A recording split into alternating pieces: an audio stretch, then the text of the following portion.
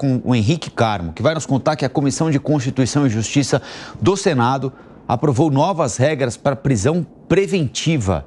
O Henrique Carmo vai detalhar para a gente o que é que muda com esse projeto. Henrique, bom dia. Bom dia, Rafael Colombo. Bom dia a todos que nos acompanham no Jornal da Manhã.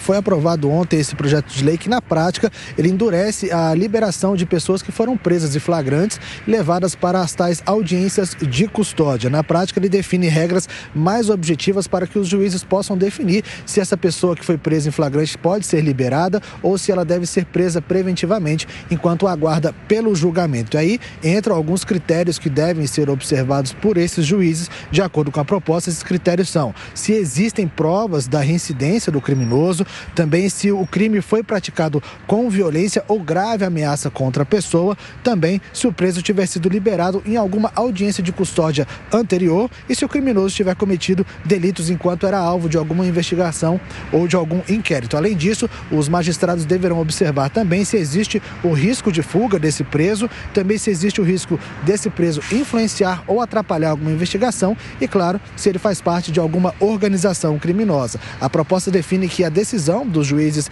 na audiência de custódia devem ser motivadas e fundamentadas. O texto foi aprovado na Comissão de Constituição e Justiça do Senado Federal por unanimidade, mas senadores da base do governo divergiram de um ponto específico da proposta e, por isso, ela não deve ir direto para a Câmara dos Deputados, deve ser levada ao plenário do Senado Federal. O ponto que houve ali essa discussão foi sobre a coleta de material genético do preso durante a audiência de custódia. Esse tema abriu divergência entre o relator da proposta, o senador Sérgio Moro, e também os senadores governistas. Esses senadores governistas, eles classificaram esse tema como um tema sensível. Já o senador Sérgio Moro, que é o relator da proposta na Comissão de Constituição e Justiça, ele defendeu a coleta do material genético dessas pessoas presas em audiência de custódia, mesmo que não seja naquele mesmo momento, mas que seja no momento posterior, para que seja formado um banco de DNA desses criminosos. Vamos ouvir o que disse o senador Sérgio Moro durante ontem a Comissão de Constituição e Justiça aqui no Senado.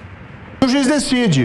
Não necessariamente, se deferido, precisa ser colhido o perfil genético naquele momento, porque a gente não sabe se vai ter o instrumental, mas ele pode muito bem determinar ao indivíduo que seja feita a coleta dali a alguns dias, num local apropriado, ou que a polícia, o perito, se desloque até o local onde o preso se encontra para coletar.